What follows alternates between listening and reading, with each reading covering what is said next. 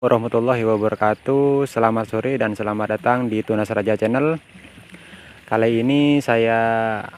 Di video kali ini saya akan memberikan tutorial tentang bagaimana kita mengairi sawah. Untuk di sawah saya teman-teman, kalau masih baru tanam seperti ini keadaannya masih 20 hari, masih 2 hari setelah tanam teman-teman. Ini baru selesai kemarin. Kalau di sawah saya, kalau masih baru tanam, sekitar dari pertama kali tanam sampai 20 hari setelah tanam, biasanya diairi terus teman-teman. Itu kenapa? Karena kalau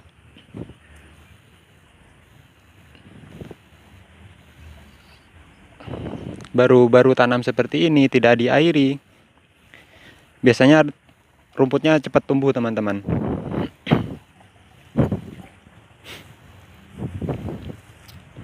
Cuma kalau misalnya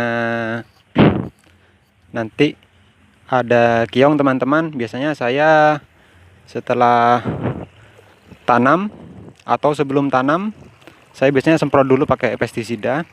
Kalau misalnya terlalu banyak keongnya, tapi kalau cuma sedikit, saya biasanya ngambilnya pakai tangan, nantinya dengan manual. Dikarenakan kalau disemprot teman-teman pakai pestisida, biasanya rumah keongnya nanti kalau terlalu banyak di lahan kita, biasanya rawan kena injak teman-teman. Kena injak kaki, biasanya bisa luka di kaki teman-teman. Oleh sebab itu, kalau saya biasanya mending menyuruh orang untuk ngambil keong-keong ini.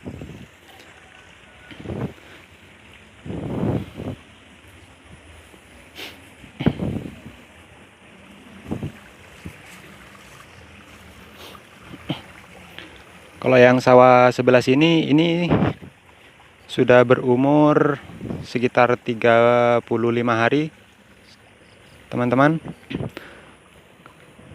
Seperti yang saya bilang tadi, setelah umur 20 hari setelah tanam, biasanya air saya atur teman-teman.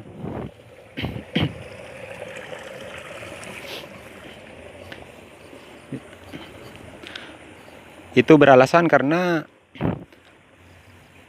yang pertama, biasanya kalau kita air terus sawah kita dari pertama tanam sampai panen, biasanya anakannya kurang banyak teman-teman.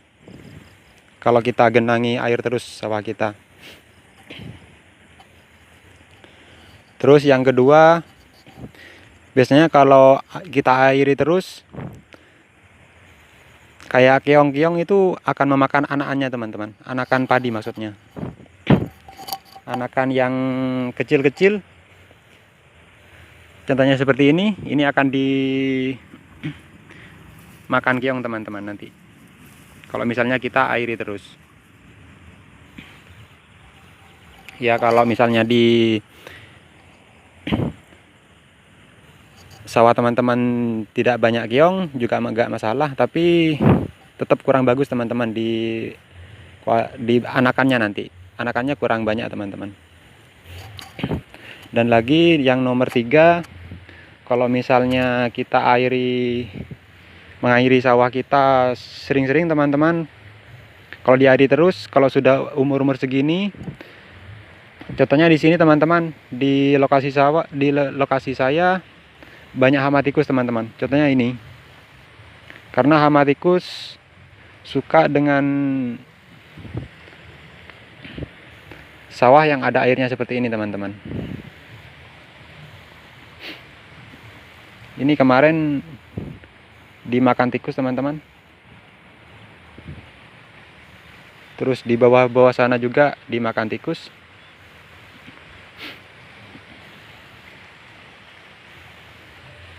Pokoknya pinggir-pinggirnya ini dimakan tikus teman-teman.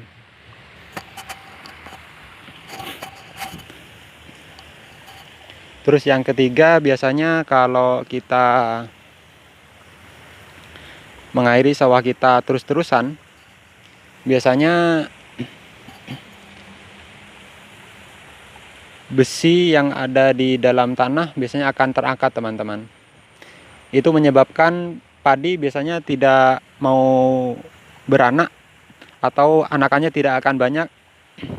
Contohnya seperti ini. Ini mulai dari pertama tanam, teman-teman, dia tidak bisa, airnya maksudnya banyak terus di sini, teman-teman.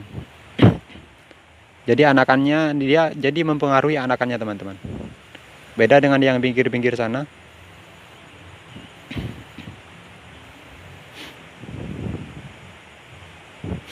Biasanya kalau tanda-tandanya kalau besi di dalam tanah itu terangkat, contohnya seperti ini, teman-teman. Oke, contohnya kayak seperti ini, teman-teman. Ini airnya kayak yang ada minyak-minyaknya gitu. Tapi ini kalau menurut saya ya istilah gampangnya kayak besi yang terangkat dari dalam tanah, teman-teman. Seperti lahan punya teman saya ini, kualitas anakannya cuma seperti ini, teman-teman. Ini dari awal tanam sampai panen, sawahnya tidak tetap diairi terus, teman-teman. Sebenarnya bukan diairi terus, tetapi di pinggir-pinggirnya sini itu dia keluar air, teman-teman. Di pinggir-pinggir sawahnya itu keluar air. Jadi akibatnya di sawahnya seperti ini. Banyak seperti minyak-minyak gini, teman-teman. Ini saya pastikan kalau sawah yang selalu tergenangi air seperti ini, pH-nya akan rendah. Dan anakannya tidak banyak, teman-teman. Sawah yang tidak bisa kering, teman-teman, atau dari awal tanam sampai panen itu tidak bisa, airnya tidak bisa hilang, teman-teman. Maksudnya tetap ada airnya, meskipun kita buang airnya tetapi masih tetap ada airnya. Misalnya itu kalau beransur sampai satu panen atau tidak sampai satu panen, biasanya partikel besi itu akan terangkat, teman-teman.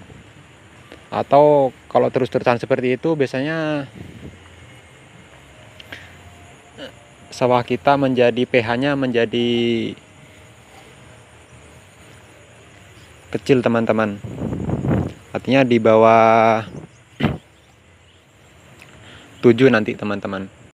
Biasanya untuk saya sendiri menangani seperti itu, saya kasih selokan di pinggir-pinggir sawah, teman-teman. Oke, untuk video kali ini cukup segitu saja, teman-teman. Kurang lebihnya saya minta maaf. Dan jika ada salah-salah juga saya minta maaf. Terima kasih telah meluangkan waktunya untuk menonton video saya. Selamat sore dan assalamualaikum warahmatullahi wabarakatuh.